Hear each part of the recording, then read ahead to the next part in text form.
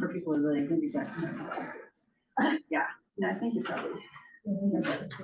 Yeah, that would be counting.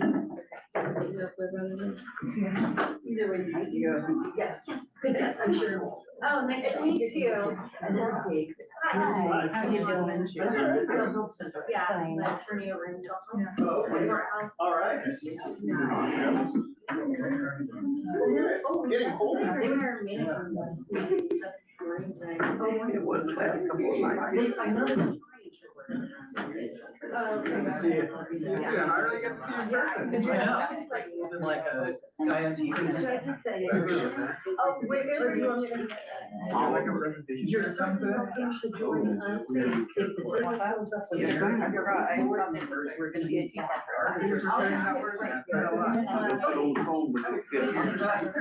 It's too long. I thought, well, I'm gonna be there today, so. There you go. How about you? Doing well. How's the husband doing? Healthy and well? Oh, he's traveling everywhere. I'm working really hard at the airport. He's flying everywhere. Oh my goodness. Did I look better there? Yeah. I made it 10 months already, 9 months.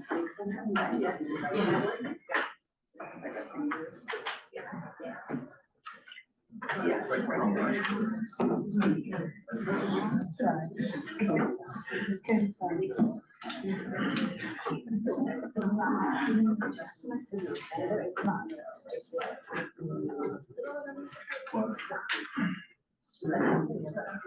Just do another year.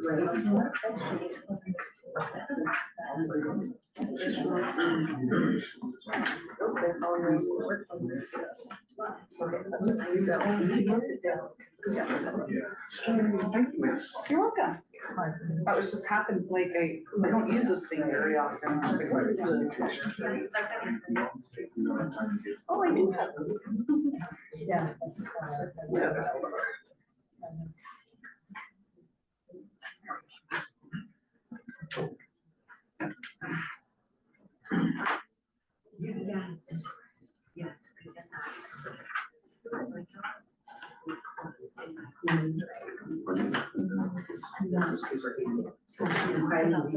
Yes.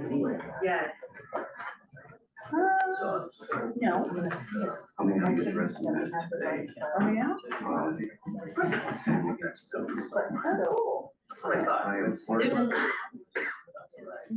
Yes. And depending on who the petitioner is, the court process is a little bit different.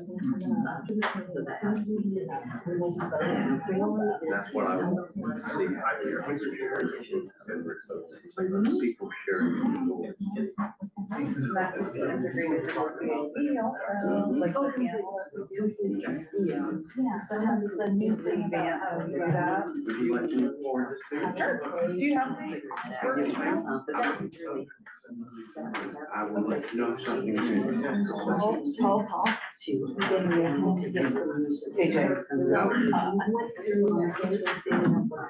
Yeah, that's it. So just once. I have to.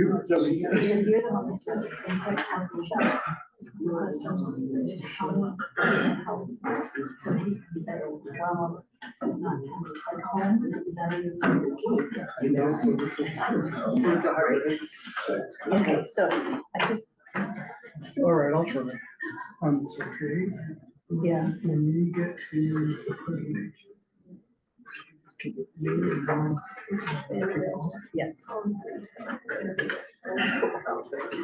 Betcha.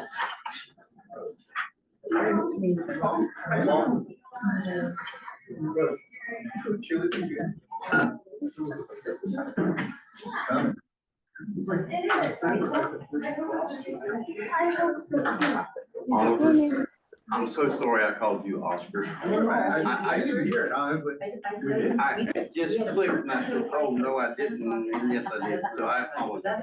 Don't worry about it, you're good. Okay, and then we went to bed. Those in the morning. Yeah. That's where my kids were. Hi. I knocked the house down. Cats from Yeah. You don't even know. Last time I was. Yeah. How are you? Got your sunglasses on, go ahead. Right now, Or maybe it can be kind of preventative for a future. yeah. I just noticed. I know, it's my headband. Yeah. Hi, Sam. How are you? Good to see you. Good to see you. Can I sit by you? Yes, ma'am. Thank you. How's the grandbaby doing? Really good. Growing healthy and well? Great. Yeah. Yeah. You just close and say yes. Yeah. Grandma likes Good to see you. it. Thanks for coming. Yeah, I'm happy to be here. Thanks, guys. Thank you for coming. Good to see you. I don't know that I've met you. Yeah. Jessica, hi. Nice to meet you. I'm Connie Beth. You too. Human Services Director, and I invited you all to this great presentation. Yeah. We're getting ready. Yeah. I sort of know that, but I didn't very well. I just like. Yeah, it's heard it still on the very fly. preliminary. It was on the fly Yeah. kind of thing.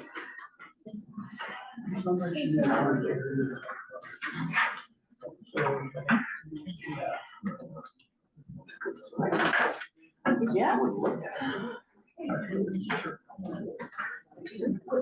Natalie, I know. Yeah, and she's been part of CAT too, which has been great, so that's it's really good to have a word. How are you, Jessica? Oh, she's a good guy now, right? Yeah.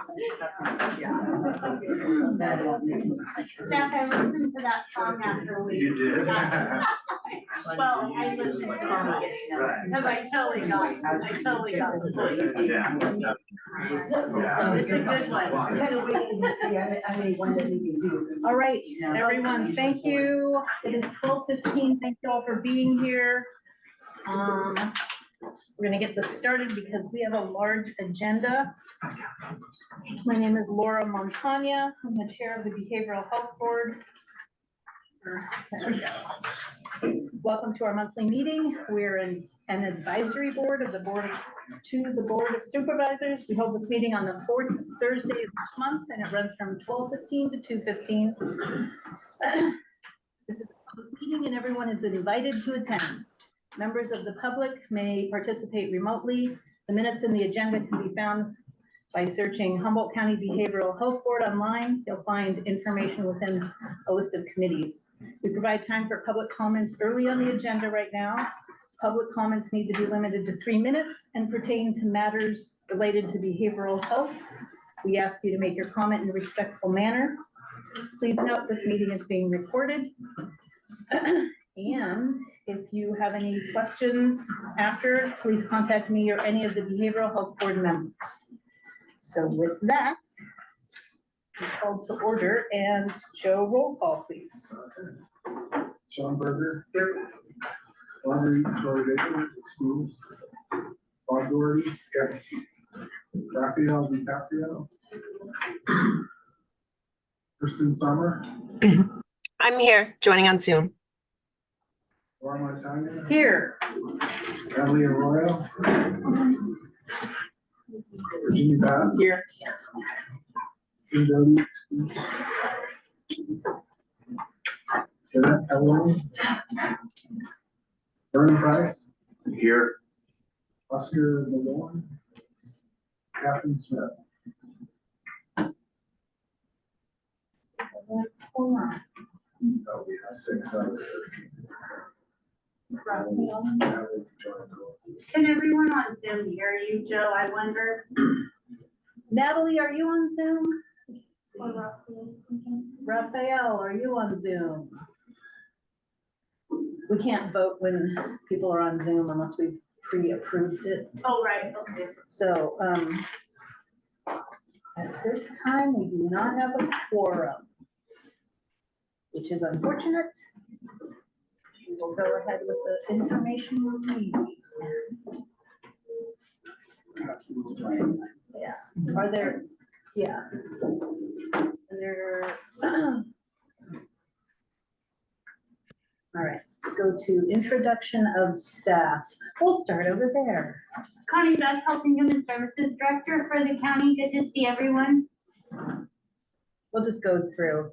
Everyone? Yeah. Okay.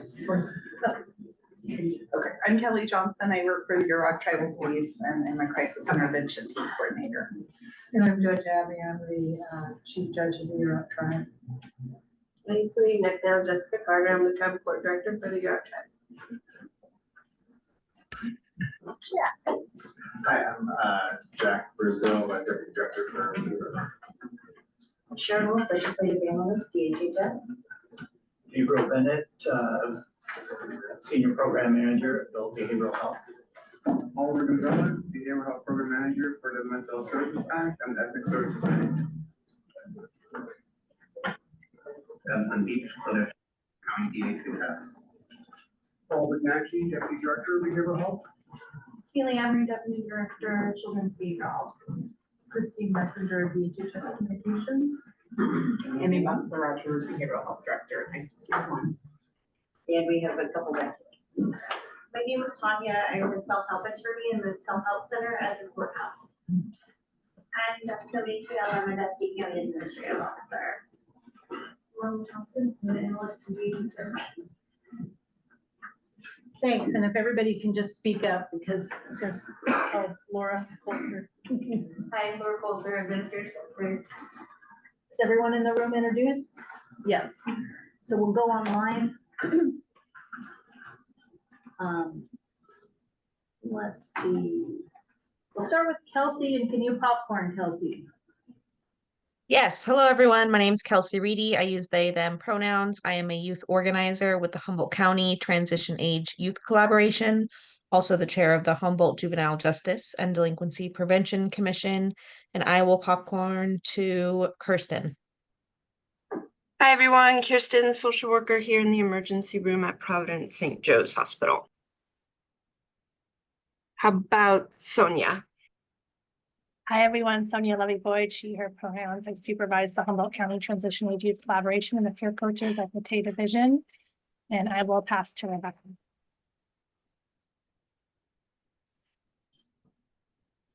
Hi, did you say Rebecca? Sorry. Hi, I'm Rebecca Graves. I'm a pharmacist and also the California Community Health Manager that represents Cloxotto 8 milligram naloxone spray. Just here to be a resource and reach out. Thank you for having me.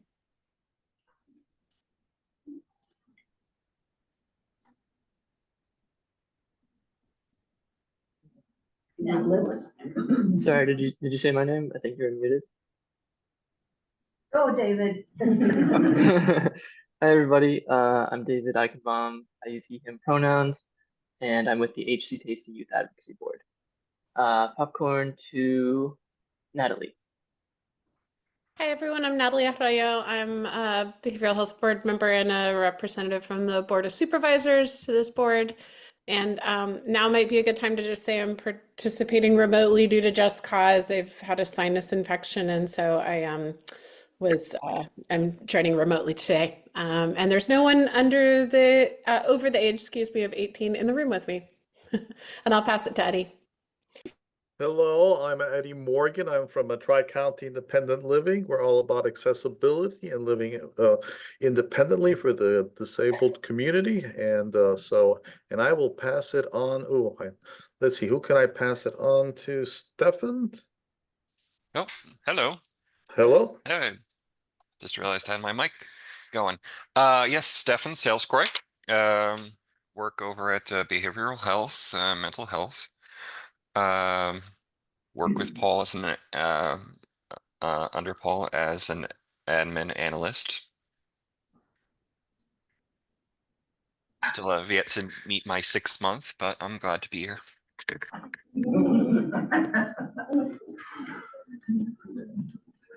Who else hasn't introduced themselves online? Is everybody?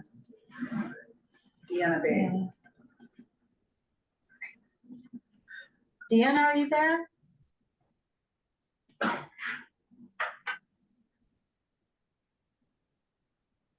Hi, I'm Deanna Bay. I'm the Substance Use Disorder Administrator for the county.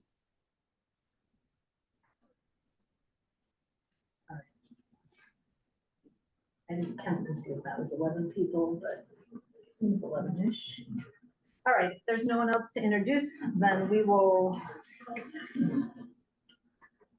Are there any? Or did you forget me?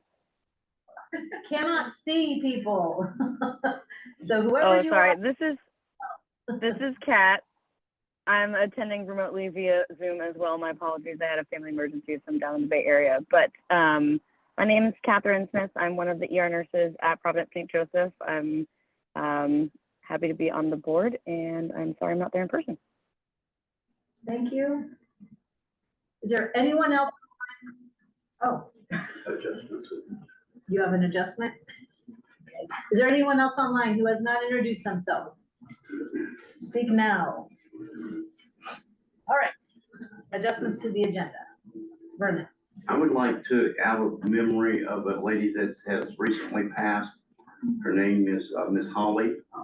Her last name is Klingel. She was a very instrumental part of our board, so I'd like to do it. An honorary adjournment to her this afternoon, if that's possible. I would support that because I really like Holly. And Yeah. we dealt with in a lot of different situations with her.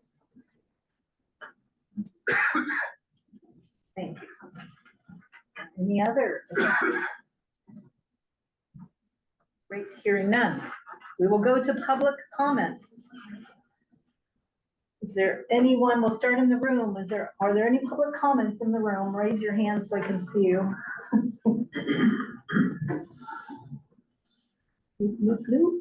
Online, is there any public comment?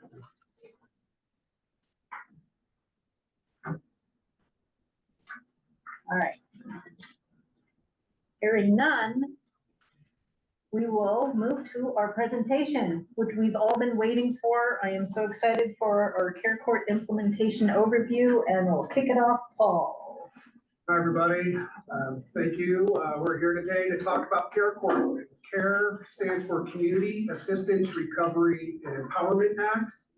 So on September 14th, 2022, the governor passed SB 1338, which enacted the CARE Act.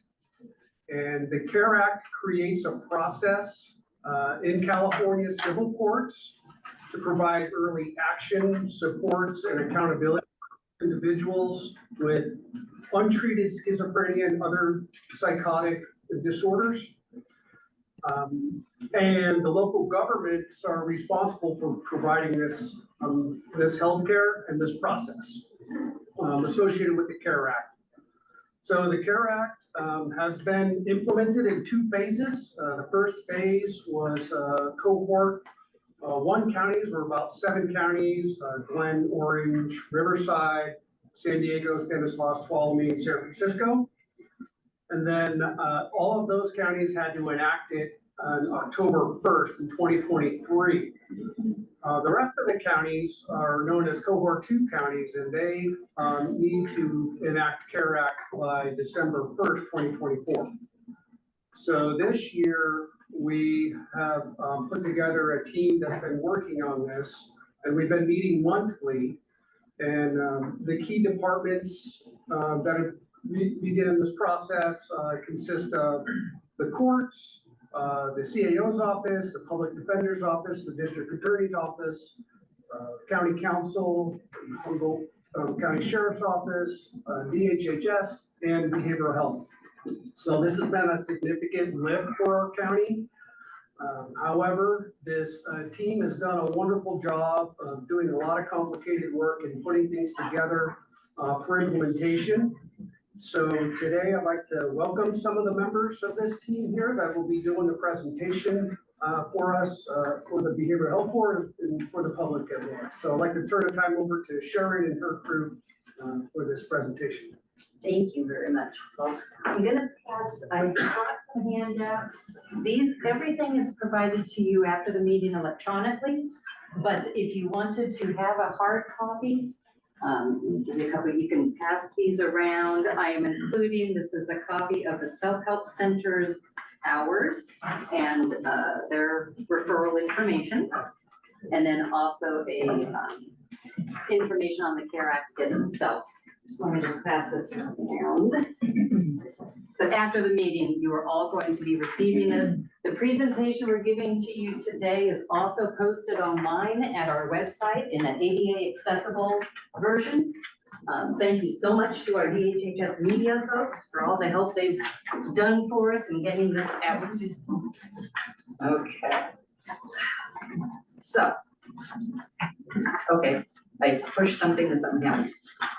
We're ready to go.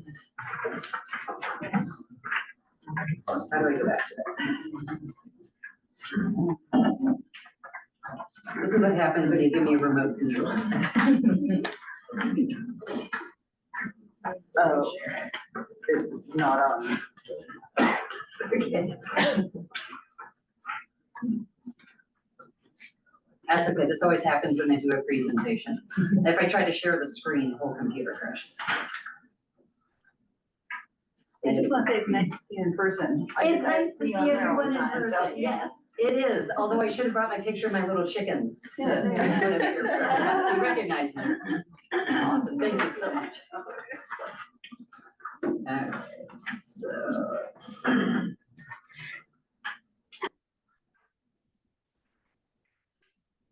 Getting that started.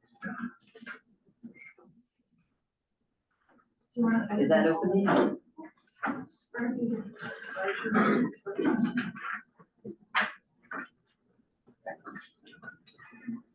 Okay, let's try this again. Now I'm scared to push a button.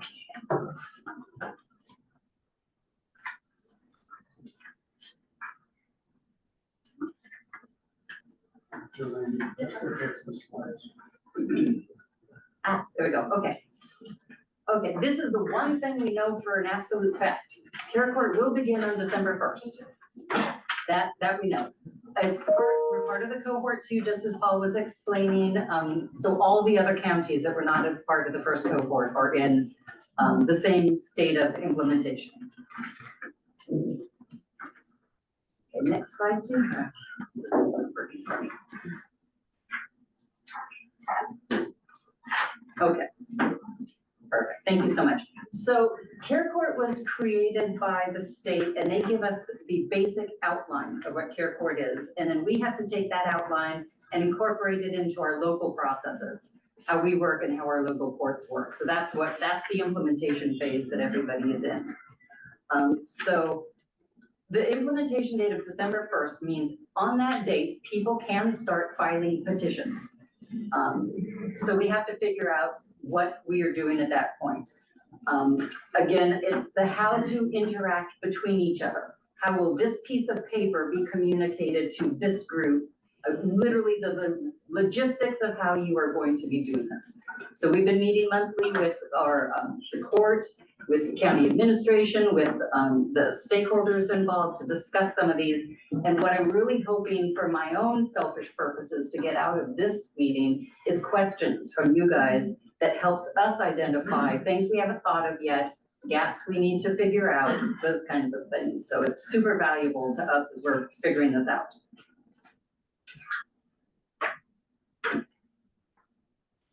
It worked. Okay, so this is the official statement of what the CARE Act is from the legislation that created it. So it gives you a broad outline of it. It uses the term respondent throughout all of this. This is state language. You're gonna see the term respondent. That's because a petition is being filed on a person. That person has to respond to that filing. They are the respondent. So you'll see that language used throughout this. So again, each one of these bullet points could be an entire thing all by itself because you have to figure out all of the details that are in this. For instance, it involves assessments and hearings. It's huge, the amount of assessments and hearings that we've got. Next slide, please. This one.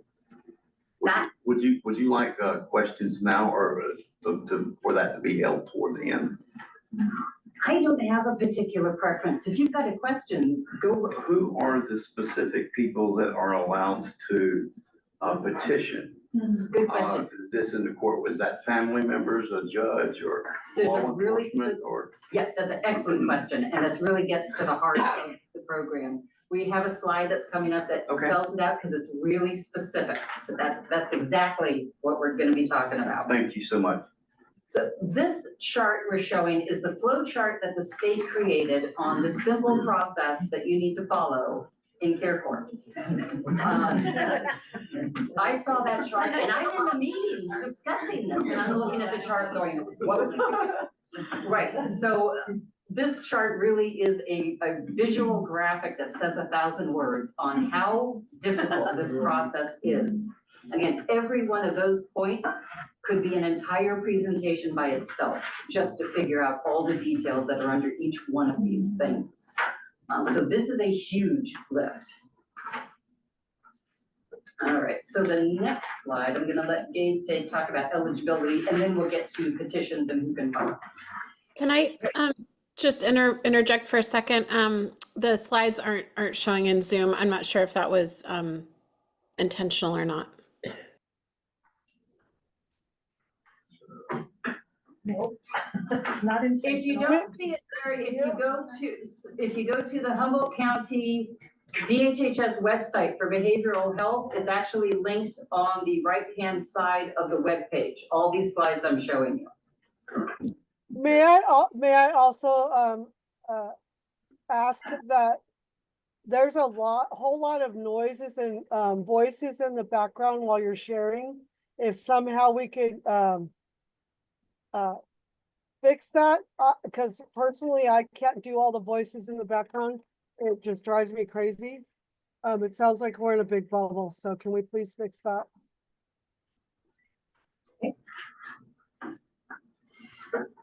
So the process is difficult, so is eligibility too. So it's really kind of geared towards a kind of a small sect of our population. And the first part is it must be 18 years or older.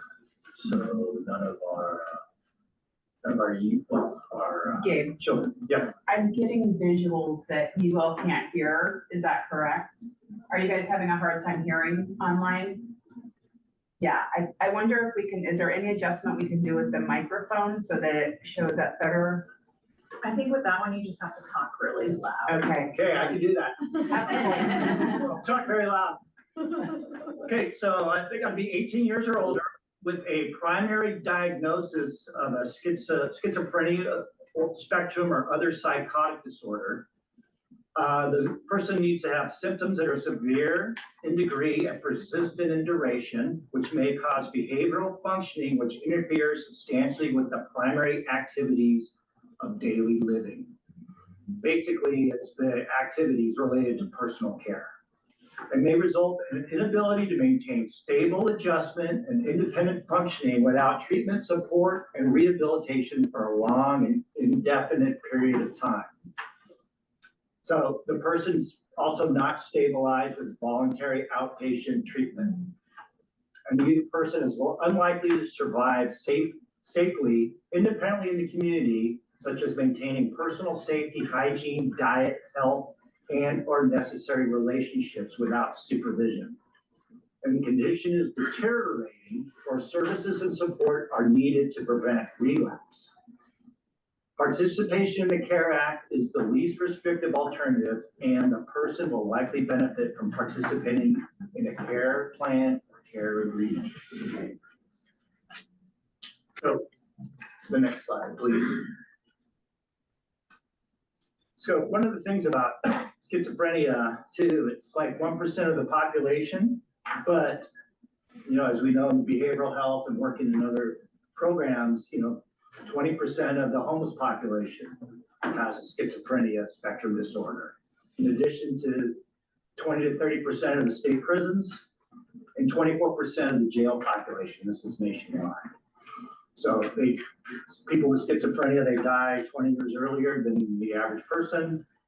They're usually diagnosed in the late teens.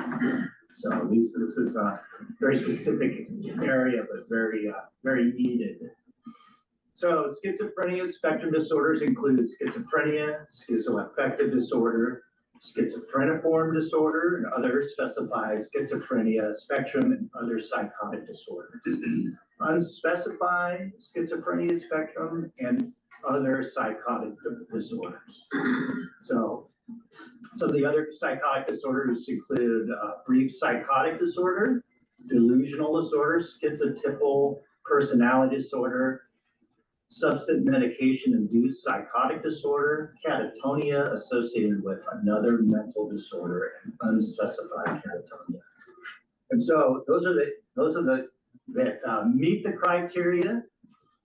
Some that don't are the psychotic disorders due to general medical condition, catatonia with basically your medical conditions, major depression with psychotic features, bipolar disorder with psychotic features, and other substance-related disorders not listed above. So what they're really looking for is an axis 1 of a schizophrenia spectrum disorder.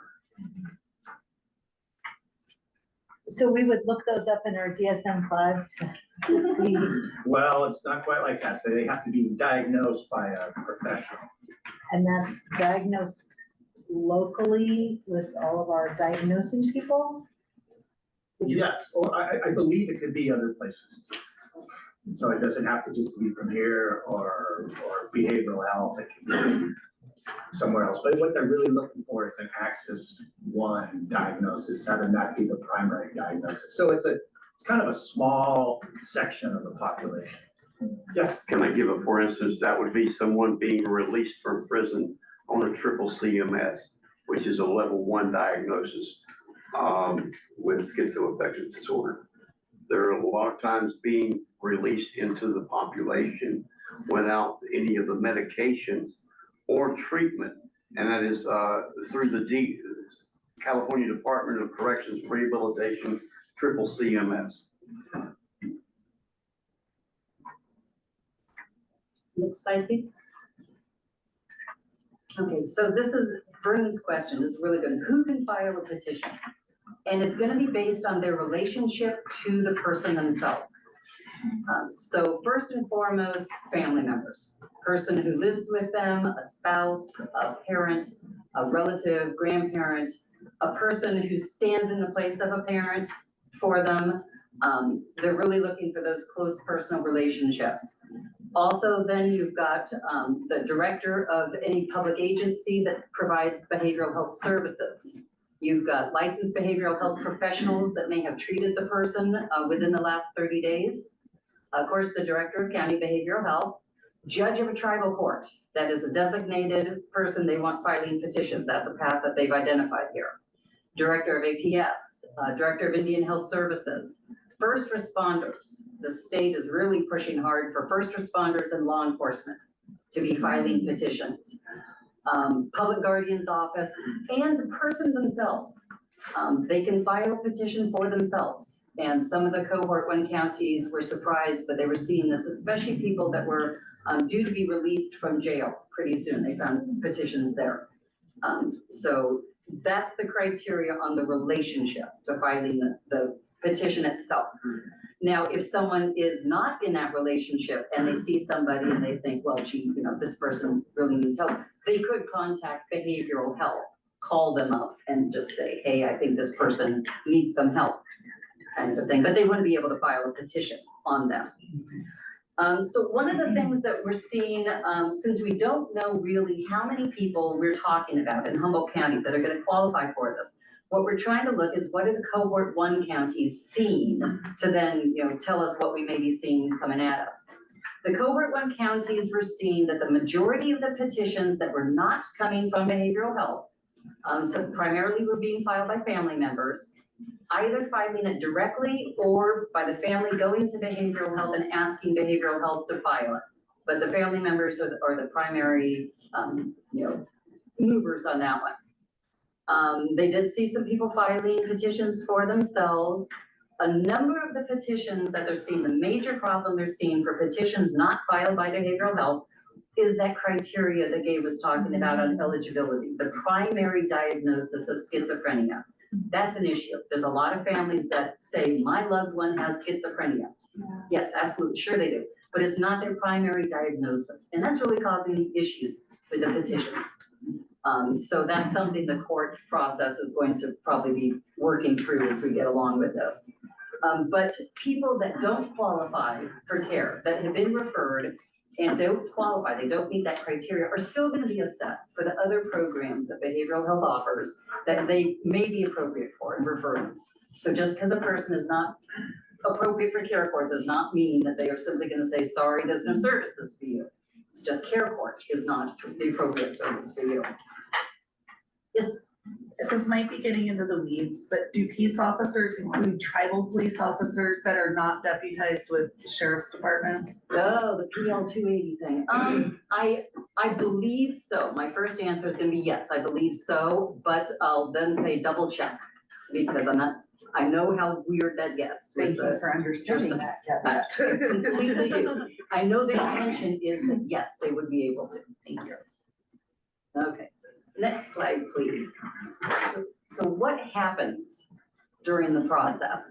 So I'm sorry for all the information in the slide here. I tried to keep them a little briefer, but you really needed all of this. And this is state language that is on this. So this is how the state envisions the process to be going. So you're gonna have a petition that is filed with the court, all right? And so I'm gonna talk about family members or tribal police or somebody other than not behavioral health. You have a person you wanna file a petition on, you're going to file that with the court. The court is going to look at that petition and determine if it meets the basic minimum criteria. The court's gonna call that prima facie, just means on its face. They like to have fancy words for things. So does it meet the basic minimum requirements of the petition? If it does, then the court is going to ask behavioral health to look into it. Find the person, engage with the person, see what services, do all that wonderful stuff, and then report back to the court. Now, a recent change in the care court gives the behavioral health 30 days, a maximum of 30 days to respond back to the court with that report. It had been 14 days previously, which is outrageously short, but it is 30 days. And behavioral health will then provide their report to the court on whether or not the person meets criteria, doesn't meet criteria, did they engage? You know, perhaps we were able to come to a wonderful agreement in care court itself is not necessary. Whatever the outcome is going to be, they'll file that with the court. At that first hearing at the court, the original petitioner must be in the courtroom. And so I just say that because families need to know that ahead of time. You must be in that courtroom if you are the original petitioner. That's also part of what the state has seen on a hesitation from law enforcement or other groups from filing petitions because they don't have the time to be in that court hearing on the first one. Does it need to be that specific officer or could it be a representative from the police department? That's an excellent question. They have, on some of this, they do have the or their designee language. I'll double check if it has to be the exact person or not. That's a really good question. But so, I'm a homeless liaison for a police department, so I could recommend? Yes. Okay. All right. So Yes. Then, and, okay, and then the other question is, so that diagnosis, if you're dealing with somebody who's unhoused and doesn't have a phone, that's gonna be an issue. 30 days I thought was short, but do they have to get diagnosed in that 30 days? Well, yes and no. Part of the criteria for eligibility, of course, is that schizophrenia diagnosis. A second portion of it is that they have to have at least 2 involuntary holds, the last one being within 60 days? I think it's within 60 days. So there's going to be some mental health records that exist. They may not be with us. Behavioral health is gonna have to chase that down because these may not be people that we are familiar with. So yeah, after the 30 days, it may be going to the court and stating we have been unable to complete our report. Please give us an additional period of time or something along those lines. Because you're absolutely right. This is the difficulty. We have to find the person. We have to engage the person successfully to speak with us. And then we have to offer them the services and try to reach a mutually agreeable plan to move forward. So yeah, 30 days is very short. Just to clarify, so part of the eligibility criteria is having had 2 involuntary holds within 60 days? Yes. In the cohort one counties, they were finding another problem with the original petitions was that a family member may not have that information. They may not know that information. So in one of the recent bills, they changed that to allow a person, rather than submitting the documentation with it, to simply put an attestation on it. I am their spouse, and I know for a fact that they were involuntarily detained at this time period. That suffices. That meets the requirements. Because that was, again, a problem they were seeing with the original petitions. Okay, the next slide, please. There's a difference, and I'm trying myself to keep this clear in my head because it gets very confusing. There is a care agreement and there is a care plan, and they're not the same thing because that would be too easy. A care agreement is voluntary. And so I put that in my head as they have agreed to work with us with these services. It is a care agreement. If you cannot reach a voluntary agreement and the court gets involved and they can, we will come up with a care plan, which is a court-ordered agreement. So that's the difference. One is voluntary, one is involuntary. So just keep that in mind. It will involve whichever one it is, an agreement or a plan will involve whatever services are determined to be necessary for that individual. So it's gonna be very particular, very, very much based on that individual and what they particularly need. But it will be spelled out in this plan, and that's a legally enforceable plan.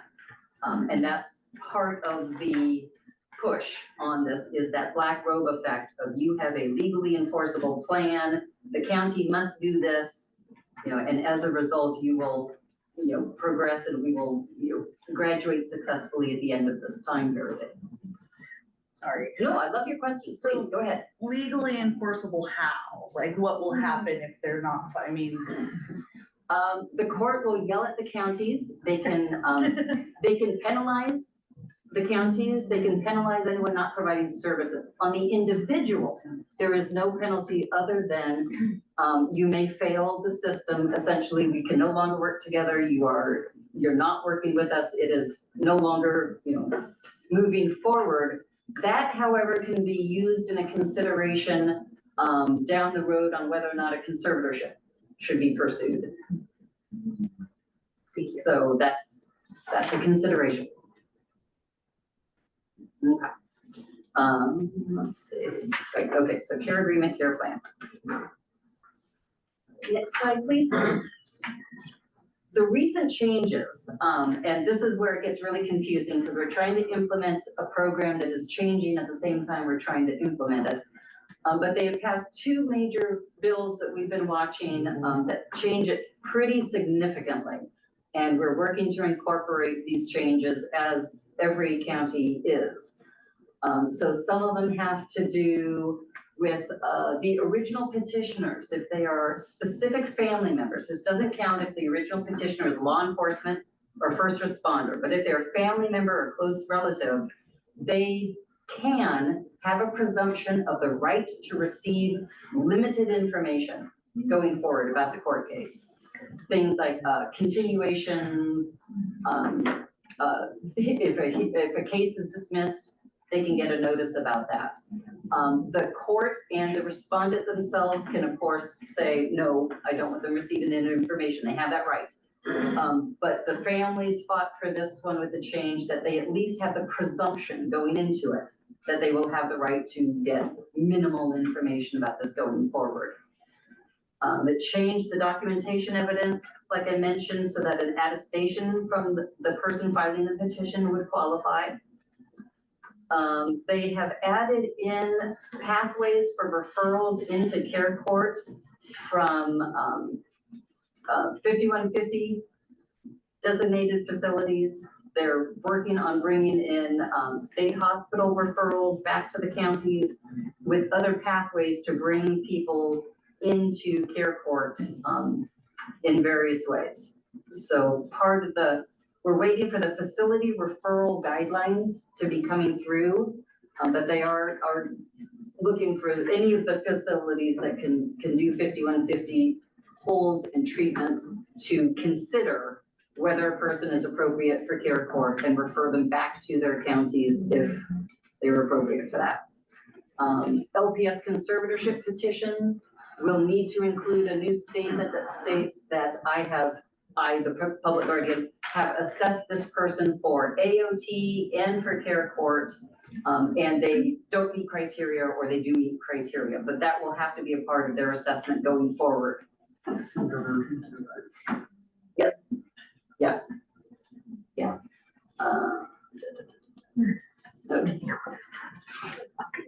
And the next slide, please.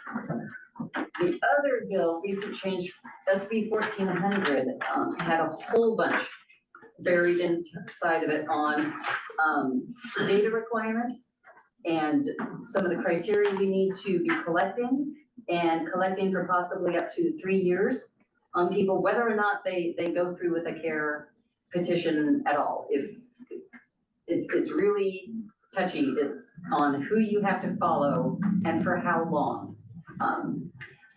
The state's gonna be creating guidelines on that.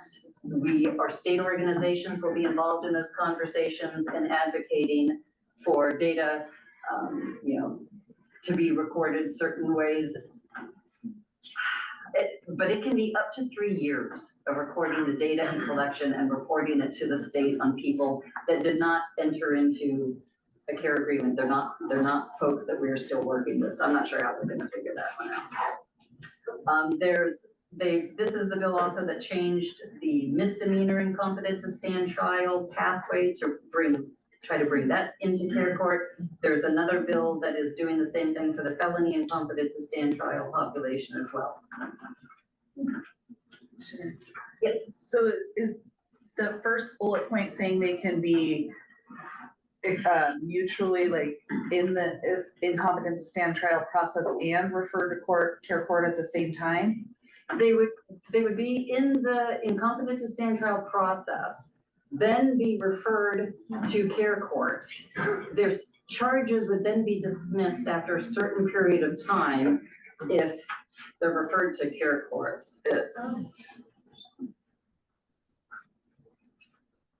I'm sure.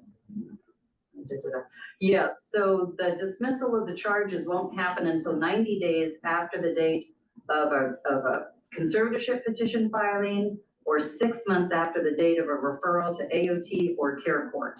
So instead of getting charges dismissed immediately through this process, they delayed it a little bit to make sure they get connected. I believe But they can be concurrently mental health diversion and in care court at the same time? I don't think so. They have to be assessed for mental health diversion first. Okay. And then they have to, if they whatever don't meet program. criteria, Right. then they get referred to care court. Exactly. Okay. Exactly. See, this is why the questions are so good. You help me think these things out. And I really appreciate that. Next slide, please. Okay, so where to get help? So I'm gonna let Tanya speak about this one because that's what everyone needs to know is where can I get the information that I need? Okay, so the Self-Help Center, I'm currently training, there's 3 of us in there. We will be ready to assist in actually filling out the petition and providing information. I brought a couple extra schedules in case anybody wants one, but we have walk-ins every morning but Thursday from 9 to 12. Anyone can walk in. We do not give legal advice and we will not tell someone that they're ineligible if they feel like they want to try for it. So if you want to send somebody over to us, that's fine too. But yes, we will be walking the petitioners through the process, making sure they have their copies, making sure they know where to go. We're kind of like the logistics of getting that petition filed in court. So our contact information on the bottom. Anyone can contact me if they have questions or we have a lot of different agencies that will reach out to me and just coordinate with me, setting up an appointment with somebody or something like that. So we are very available and happy to help. And I know how to fill out petitions already, but I'm working with them, so everyone's ready to go December 1st. If anyone has any questions about our schedule or anything else about the court? Yes, sir. Okay. Thank you for having me here. And the next slide, please. We've got, again, this will be distributed electronically to everybody, so the links we'll have them here. There's a number of resources out there where you can find more information. The forms itself, we have links to our Humboldt County Court page, our behavioral health page. And on that behavioral health page, you'll see this presentation is posted there as well. NAMI is doing a great job of putting out resources and information to folks, so we've got them linked as well. And then the careact.org at the beginning, it has a lot of training and materials on there that's available to anybody. A lot of the videos and the training materials there can be really useful to folks. So we will be sending that out to everyone. And last slide is for questions. All right, you've been asking excellent questions so far, but are there additional questions? So, yes, so many. So how are we as a county? Are we feeling real good about this? We got it? Because I'm thinking we don't have AOT anymore. This seems like a huge lift, but maybe that's just because I don't know. Reassure me, Paul. It is a huge lift and it is, We're scared. We're scared. we're concerned about it. That's the honest answer. Yes. Yeah.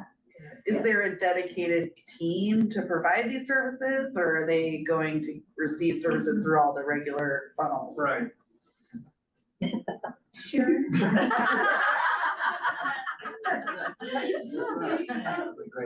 No dedicated team, got it. And their size and how many people they got. Do we have a estimate on the kind of numbers we'll see as far as initial petitions and then, going down through as they go through that eye of the needle? Are we looking at 330, 300, 1,000? That is the question of the day, and I wish I had an excellent answer for you, because we've been trying to figure this out ourselves with the narrow criteria and everything. How many people may qualify, how many petitions, may we get? We have no idea. It is completely out there. But what other cohort 1 counties are seeing is that they're not getting in the petitions that they were afraid of. They really aren't. One county had planned for receiving 1,000 petitions the first year. They received 200. Out of those, about half of them were not good. They couldn't move forward. Now they got them connected with other services. By not good, I mean it didn't move forward in care for it. But the numbers are really small, and that's also part of the frustration, is trying to stand up an entire program, all of the unknowns and all the services, without knowing what the demand is gonna be for this. What is the population of the county that expected 1,000, they got 200, No. their approximate size? Yeah, it was, is it same? A larger county. It's either San Diego, or it's a big county. So it's a really big Yeah, county. yeah, Was it in LA? it was. I do want to just add kind of to your question, Kelly. We've been meeting now for, I don't know, a year, quite a long time, between behavioral health, the CAO, the courts, public defender, the group of the systems that need to lift this up. And so it's not that there's no team.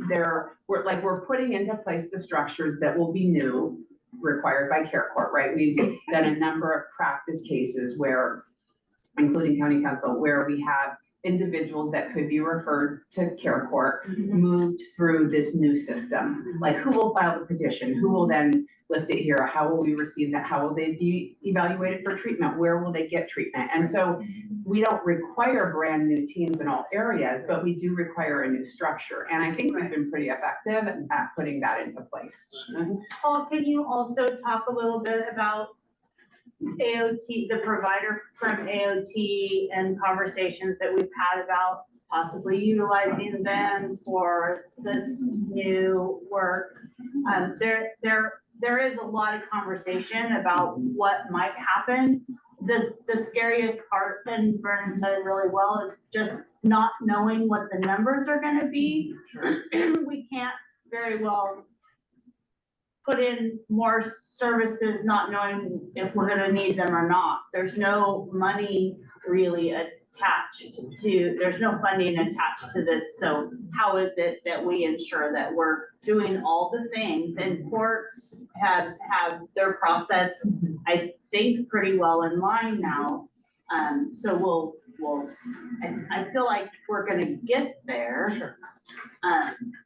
But is one of the issues that there's not additional funding to build a team around this program? Well, the funding is different, and I don't know, maybe Nancy could say better than me, or even Sharon, but so we can bill for certain activities through Right. care court, but it's not like there's funding for a clinician or funding for a judge, right? We bill for certain activities as they are done, accessed as they're used. I would just add to that we're still exploring with all the other departments that have to, behavioral health can bill through their billing mechanism, but as far as like the public defender and all of those, there are supposed to be ways in which they can bill, but everyone's really unclear on how that is going to work. It's pretty clear with the behavioral health and kind of those activities that can be billed and how we would do that, but like what Jessica's saying, it's not clearly defined for the other offices and how to draw down those dollars. Would seem to me that if you knew how many 5150s you had, what the cluster was, you could pretty much extract from that who would be eligible. And that would give you a base at least to go from, because if you don't have 2 within 60 days, you're not in. So that. Yeah, two involuntary Right. hold, one of which was within the last 60 days. Oh, So the okay. other one could have been Okay. long Yeah. ago, but one of them has to be within the last If 60 you do days. that, then, I mean, if you get those figures, you should be able to at least make a reasonable guess at where you're at. I think it's interesting because many counties, to that point, have made their reasonable guesses. And that's where people have thought, oh, we'll get 1,000 referrals and didn't. Or another thing counties are finding is they're getting a large number of referrals, but those referrals aren't meeting criteria. And so there's a lot of elements. It's just. Well, I'm challenging. just trying to figure out what you can use as a base. Yeah, ballpark, When you yeah. take a county like this, where you've got a 2-hour run into a Yeah. facility, people aren't doing 5150s because they don't want that 4-hour commute. In the rural area. Yeah. You know, so that's gonna change your numbers too. For sure. So you're not gonna be able to meet that. I can give you a number tomorrow. City of Eureka. Yes, yeah, but I think you're actually different, you know. One of the things that we've talked about over the past several months is we have a higher number of conserved folks already than most counties. So when we're talking about the number of people that other counties have received referrals on, our numbers may be higher. We're not really sure of that, right? And I think the important part about that is, care court, AOT, diversion, all of these programs are kind of geared towards providing services in place before they get to conservatorship. So hopefully, we can work on getting folks funneled into these services and locked in to services at some point, prior to just getting referred for an LPS conservatorship. Question from Jim. Yeah, there's a question from Zoom, and if, Joe, if you could take down the slide where we could see everybody's faces there. Thank you so much. I think Paula was up first. Gala? Thank you. Yeah, so there's a lot of conversations around resources supporting folks filing petitions and general attention towards that process, but I haven't heard a lot of conversation around any support, advocacy, et cetera, being provided to people for whom the petitions are being filed about. So what conversations have happened thus far that focus on how do we assist the people who are having these petitions filed on them in navigating that legal process? That's a really good question, Kala. They have, in care court, there is a role that was created called a supporter role. It is not a mandated role, to be clear. A person can have a voluntary supporter, and we want voluntary supporters. I believe the state probably didn't make it mandatory because we need peer organizations and supporters to do this for us. That is a really excellent area of advocacy and something that we would like to speak with anyone interested in providing peer support and support services, because that would be the area that they would want to look at. Is under that the definition of the supporter role in care court, and they be that person. Have any of those conversations with peer organizations happened already? And I think with particular attention to ensuring that this conversation isn't limited to NAMI, who oftentimes are, you know, part of the folks advocating for the most strict restriction of rights to people that are having significant struggles. I don't know if the conversations have already occurred, but it sounds like you've got some good venues in mind and some people that we can talk to, and we should be doing that. So that sounds like the opportunity maybe for another presentation or discussion. Thank you. Absolutely. Good suggestion. Let's see, Natalie? Yeah, I was, one of the questions that came up during the presentation was about, you know, clarifying the requirement for 2 involuntary holds within a 60-day period. And that wasn't part of the slide. So I just wanted to note that I didn't see it in there. Maybe I missed it. But if that's going to be the kind of an outreach tool that we're continuing to use, just a friendly suggestion to make sure that that's explicit in there, because that does seem to really narrow the focus to those who have had those particular experiences. Thank you. That's excellent. In the room is the handout I passed out, but in the presentation, there's going to be a link to it. It's the information for petitioners. It's a CARE 050 form. And the reason I attach that is because it's written nice in plain English on the eligibility criteria, and it defines the involuntary hold. So that would be information I would point someone to, but you're absolutely right. I'll add it into the presentation so it's nice and explicit. And thank you. And Sharon, just to make sure that you heard Natalie in the room, we clarified, it's not 2 within the last 60 days, it's 1 within the last 60 days, 2 total. Gotcha, thank you. Which is why I need to clarify it in the slides bar. It does say on the recent changes that the most recent one is in the last 60 days. Right. Which I guess that makes sense. Either, okay. It would need to just say it out loud. There's a few more. Eddie? Yes, this is Eddie from Tri-County. Thank you for the opportunity. So we talked about, it was talked about care agreements and care plans and timelines.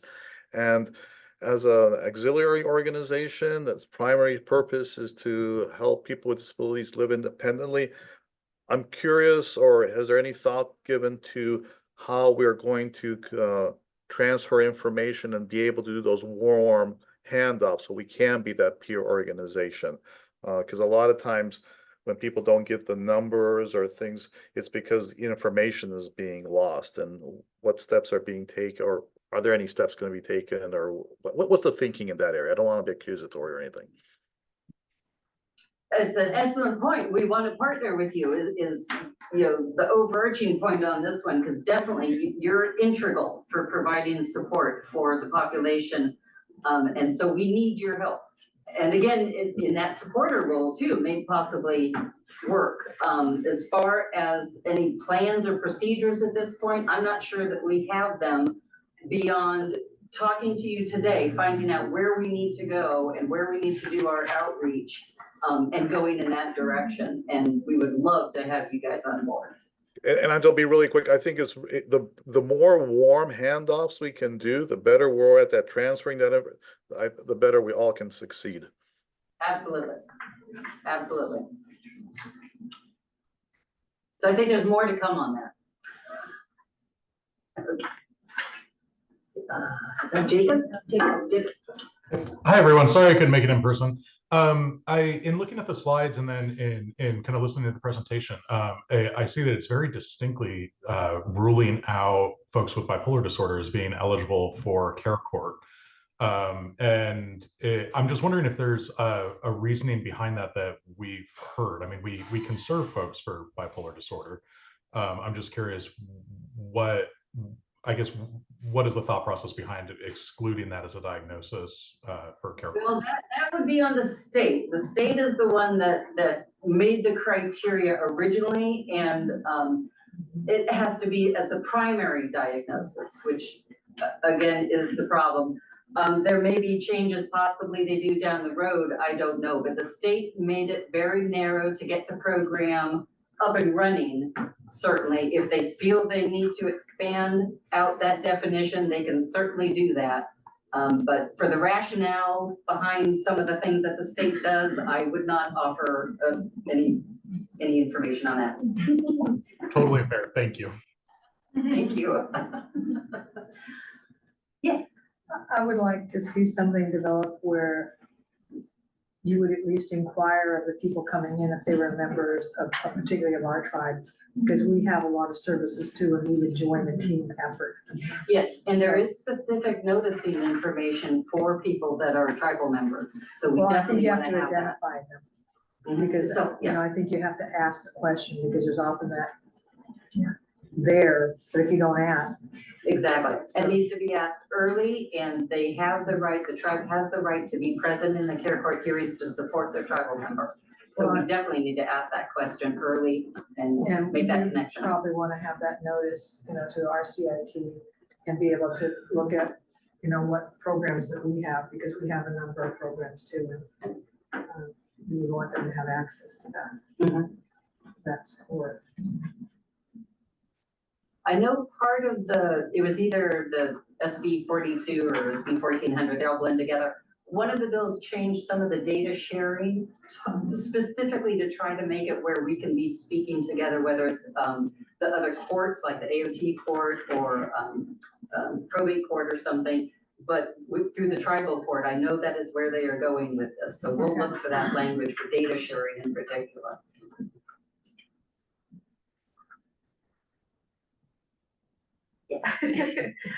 This was specific to the status review hearings. I'm wondering if there's a set timeline for hearings or if it's individualized case by case. Do we know? Every 60 days. Okay. Unless you are in a care agreement, in which case the court we may be able to talk to the court locally in our court process, because it's not mandated for a court agreement. It is mandated every 60 days for a care plan. Okay. So we're going to talk to the court about their court processes on that, because that was a good reason to voluntarily engage if you don't have to go every 60 days. Voluntary, yeah. Okay. So it's a lot of information to digest. It is a heck of a lot to think through. And I know that because we've all been doing this. So as you get questions, as things come up, please just email us, give us a call, whatever thoughts you have on this, because again, you're identifying excellent areas that we need to either know more about or, you know, figure out what's in the code or where we can advocate for. So that is very much appreciated. So who do we email? You email, probably best would be to use Paul as the contact on it, but CC me if you could, because Paul is way overtaxed. You wanted to send it to Joe? So, there you go. Thank you so much, Nancy. Send it to Joe. Much better idea. Because Joe is overworked as well. And then we'll get it up. Thank you so much. And again, all of this material will be going to you after the meeting so that you'll have it all electronically. Sharon, who sends out the invite for the care court meeting that we have, the regular meeting? Where that's coming from Mira Hatton at the court. Okay. Is that a closed meeting? I don't believe so. I think that there are certain folks that are invited, and if they need to have a different representative that can attend and aren't too busy, I think that should be a conversation that happens. I'm thinking more for Judge Abby, than in others, just because, tribal court's important, and for them to be able to be as part of that conversation, I think would be useful to them. Yeah, I've been in contact with some folks already about getting us invited, but I will email Mira directly. I'm pretty sure that Judge Abby's already on the invite. Okay. Yeah, she's on the invite, but it looks just like any other email that probably gets buried. Okay. Right down. That's true.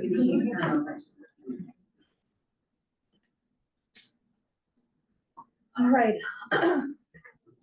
There are no other questions. No, we're all clear on care court. Excellent. Yeah. At this I moment- appreciate your feedback. Thank you so very much. This, yeah, everyone's asking so many questions, and thank you so much. And I know it's gonna be a heavy lift. And I know that all working together, we can do better work, so.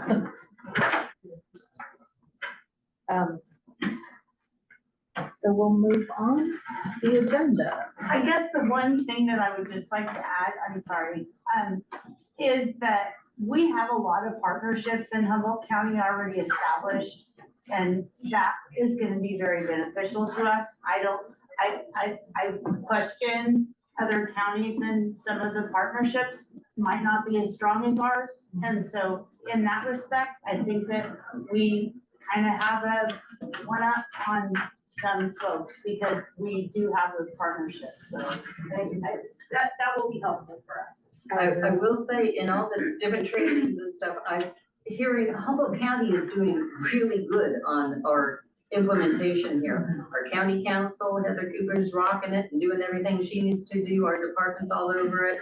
I'm in some meetings and I'm feeling pretty good, because other people are like, wait, what do you mean we have to implement this in December? So we're not there. We're good. You know, we're good. We are in a good place. We are as good as we could be at this point with the unknowns that we are given. I think we're doing good. Yep, go Humboldt County. Go Humboldt. All right. Thanks. So, action items, we do not have a quorum, so those will be postponed till next meeting. We now have discussion items. Thanks. Thank you so much. Bylaws update. So we have some bylaws that will need to be voted on and implemented by the 1st of January. So after this meeting, Joe is gonna send out bylaws that have been gone over by council, what? County council. County Yeah, council. the major. And so they fall within, write your number down. All of the new things that we need to have implemented by the 1st of January. One is that we do need to have a TAY member, and we also need to have a education representative. So Joe will send those out after this meeting to every behavioral health board member. I would like you to read through them.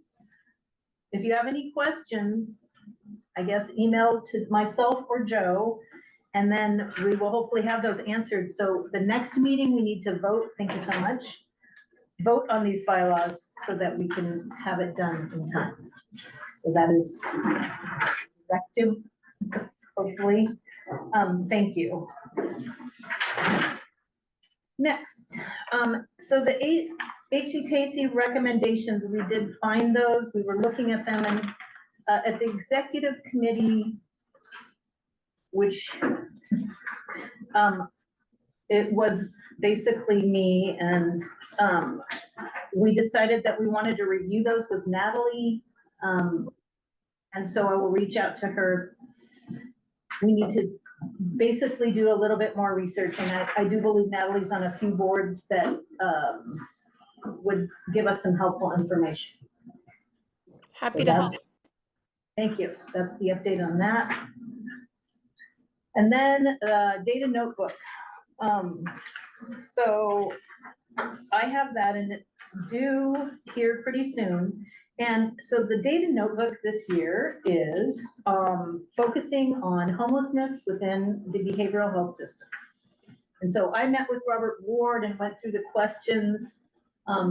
In the room here today, I have a survey that has, actually, you can hand that to me, that has, thanks.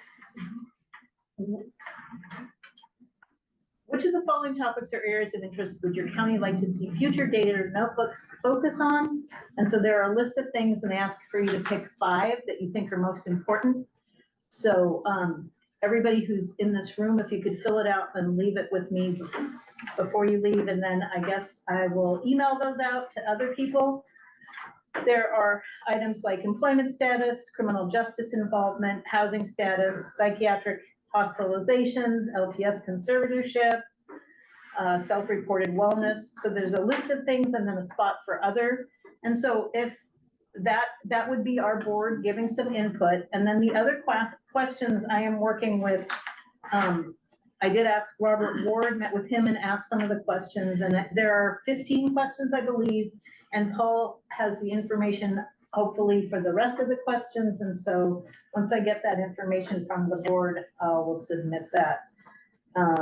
If anyone would like to read through their whole data notebook letter, send me an email and I'll send that info to you. Any questions? Okay. Next we'll move to communications, and I'm just gonna start out by saying that I did talk with Tim Doty. I don't know if he's on, but he's been having some health issues, and so he's going to take a leave of absence for 6 months. And Sean Berger has graciously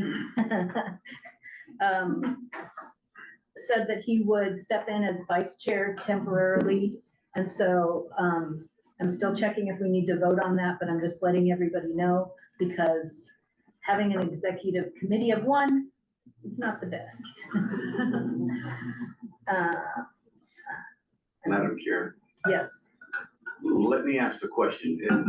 Is the executive committee reserved specifically and only for the executives, like the chair, the vice chair, and second vice chair, or other members allowed to be on that executive committee?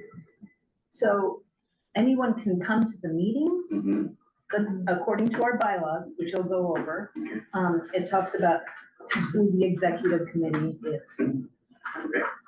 Yep. So that is my communication for now. And so are there other board members with communications? Vernon?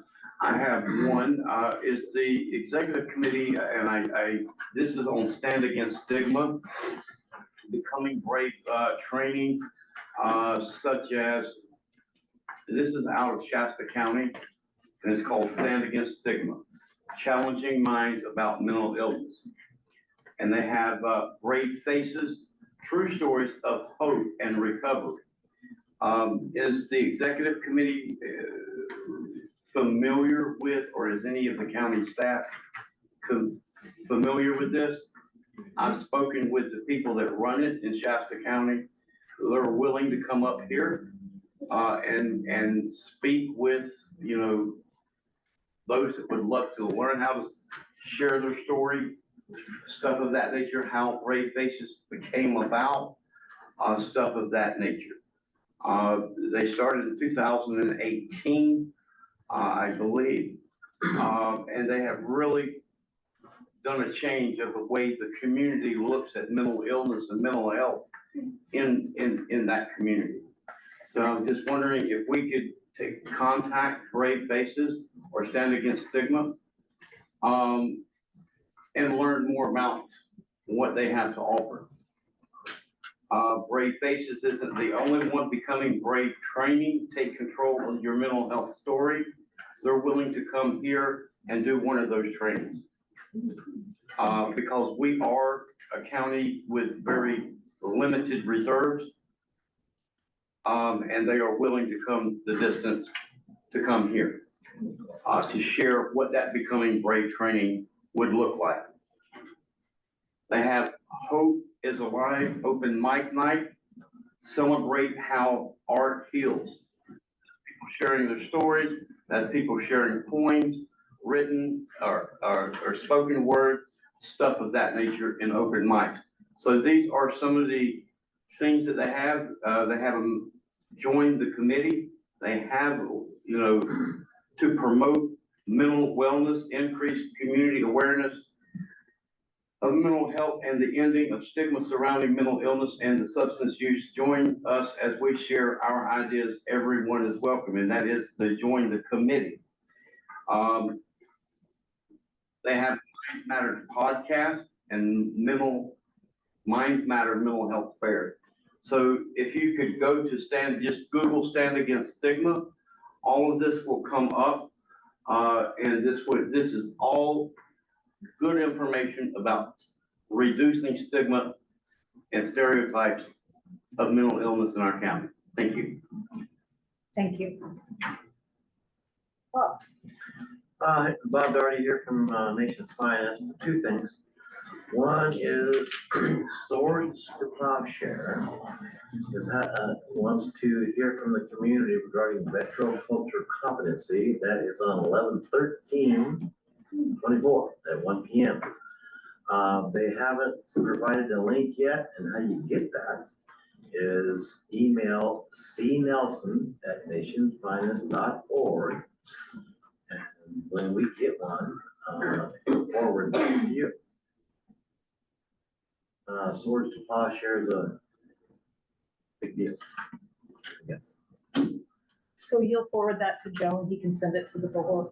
I'll give him this right here. Okay. The other is on November 5th. The AMVETS bus is going to be at the Bayshore Mall from 10 to 2. And they would like to have local service providers present to support all veterans who attend. I guess it's a big deal to have that bus here. And so they're going to be here. So for the people who don't know about that, how you doing?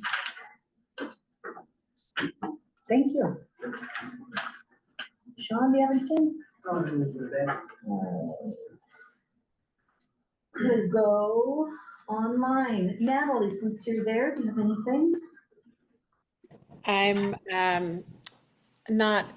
don't have anything today. Sorry, I'm not feeling great. Thanks. Whatever board members, I cannot see everyone on there. Is there any board member online who has any communication for us?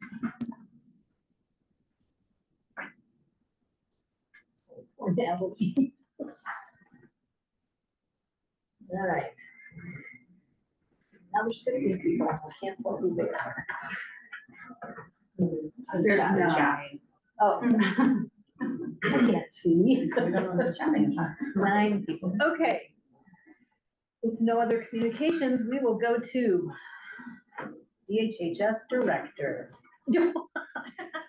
I was thinking that I was going to announce that we're in the design phase for 3 different projects, but I'll just say that we're in the design phase for the navigation center, and then I'll let Paul and Emmy talk about the other 2 design phases. So I know that we've been talking in this meeting quite a bit about the navigation center. We haven't started up our meetings again, but Garrett McSorley, the architect, is working on the design, and we will start meeting again soon. And we have to do an amendment to the agreement, the lease agreement that we have currently, but that's not stopping the work from happening. So, someday I am hopeful that we'll have a navigation center across the street from St. Vincent Free Meal.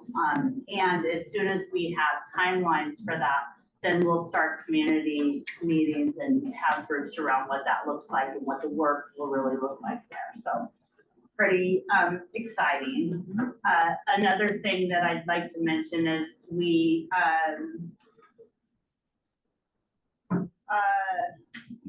are co-locating with the Humboldt tribe for Health and Human Services work in Humboldt on the reservation. It's taken years for us to get there, but we will be co-locating. We'll have social services and behavioral health staff there. We're moving our eligibility staff from the location at Kamau to the Health and Human Services building, so we'll all be there in one space. Really looking forward to like building it out and having different services there with public health and others. So we think move-in will be December 1st. So pretty excited about that. We're just hiring a new clinician for that area. So yeah, the more local folks that we can get there, the less travel and the more time that can be spent on services in that community. So it's, yeah, we've been really working on that for a really long time. So looking forward to it. Can I ask the question? Sure. Is the clinician part of the regional services team or is it a different? It's gonna be a children's clinician that'll be based out there. Okay, so there won't be adult behavioral services. Well, we have regional services. Yeah, that's But not specifically housed specific there. This Not one is specifically gonna be housed there. co-located. Yeah, it is a children's clinician. Yay, that's great. Yeah. And then I'll let me and Paul talk about the other exciting stuff. Take it away, Emmy. Okay, I was just sitting here thinking about all the things that are happening. I say this probably every time I come to this meeting, there's 8 million things happening, and Terra Court is an example of one, and AOT sunsetting is another, but really great, exciting things, including the Navigation Center, our Behavioral Health Crisis Triage Center, which is close to breaking ground out at the Mad River campus. And we're also engaging in a grant application through Prop 1 for a new Semper Vibrance. And so we're looking at that. So both of those things are huge. And I don't know, Paul, if you have other detail you want to say about either of those before I say my other stuff. Well, we will be meeting monthly with the architect and for SV project, so that'll be all through November. So we have a team together that will be working on that, and so we're excited about that, and excited about that architect and the work that they do, and looking forward to having a nice plan put together. It'll still be SB called the Semper Vibrance. Yeah, I don't see why it would change. Good. Yeah, We haven't it's a part of the talked community, about but that's not my call to make. Yeah. Something that we can say, the difference between the Prop 1 design and is the design is for application for Prop 1 funding to build a facility, and the crisis triage design is to build the facility and break ground. We already have the funding available and with Mad River and many community supports to do that work. So we're hopeful for Prop 1, but that doesn't, we'll be ready for any other funding that comes forward in the future based on the design work that Paul and team is doing around that. So yeah, good distinction. Pretty exciting though. That is exciting. Okay, I was just gonna add a couple other things, because I think we talk about all the partnerships and the services and programs that we do, and I like to kind of continually flag some of the internal work we're doing, which I think is really core to how we are in the community. But we developed a strategic plan a few years ago, and it subsequently came to the end of its term. And so we're now engaged with CCRP through Cal Poly Humboldt to, as is Health and Human Services, the department is, and all the branches are working on drafting new strategic plans. So we're in the early stages of that. We just did a SWOT analysis within behavioral health, and we're moving forward, hoping to have something within the next several months. And that will certainly be something that we share with this group in the community, and are working to align it with the department strategic plan. As a piece of that, we also are working to align some of the equity work that we're doing within behavioral health across branches and with the department. And DHHS has a racial equity strategic plan that was developed through the Racial Equity Steering Committee. And so within behavioral health, we're working to create an equity action plan that kind of connects to that, but also really looks at how we as a branch are doing this equity work. Like, how are we doing all aspects of diversity, equity, inclusion, and belonging within our branch in a way that's kind of operationalized and sustainable and meaningful. So anyway, I just wanted to flag that because I feel like it's such critical work, and I'm super proud of our staff for engaging in the work on kind of professional and personal levels, which is what it takes to really make it meaningful. So.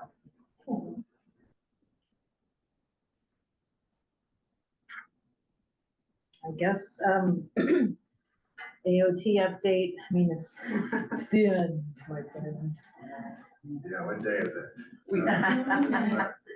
It was supposed to be the end of December and then end of November. December, but, you know, I think their clinician moved on to, and so they just were feeling like we weren't giving them any more referrals, their numbers had dwindled, and so just kind of worked to that end where we ended it here first. Technically on November 1st is ending, and maybe it's worth removing. I mean, we could move care for up there. Okay, and my question is, since I made some of those referrals and those people are popping back up in my life,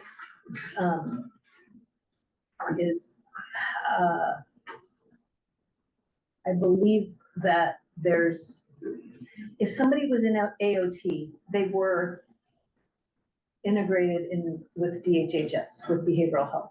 Is that true?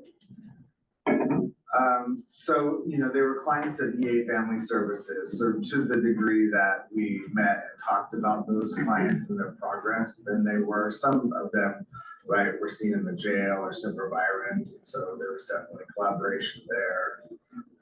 But all the clients that are left, that are left with EA have been referred to back to DHHS. So they're all sort of enrolled down here with us. Now, I will say that the reports that I'm getting are not great in terms of clients' willingness to engage with behavioral health now, meaning that they were engaged with EA and saying, oh, I don't want to do that. I don't want to, go back to behavioral health, right? I don't think I need that anymore for whatever their reason is, right? So, you know, I think that's sort of a fortunate piece of this, but, you know, CCT is still doing outreach to those clients. This last week has been filled with appointments with the EA case manager, the CCT case manager, and so they're trying to engage those folks. But you know, their willingness to do that, so it's like the initial reports have been not great on that. Okay, so are they sharing their 2 years of data with you on these people? Yeah, we've met with EA several times here in the last couple of months, CCT program and EA program, and talking about these folks and how to get them going services. Yes. All right, thanks. SUD committee. Oh, can I quickly share about Sorrel Leaf? Absolutely. Yeah, so Sorrel Leaf is in the construction phase for the Children's Crisis Residential Program. I think they're set to take up most of this next calendar year with construction, and then trying to coordinate certification and licensing to hopefully be open at the beginning of 2026. So it's still a little ways away, but it's moving along and Are they providing some services currently? Yeah. What does that look like? yeah, so we are currently in contract with them for some kind of short-term mobile crisis-like services. It doesn't look exactly like our mobile response team. So they're getting referrals from our children's access team, and they're doing that work currently. And then their work will ramp up and look different over time as they open their facility.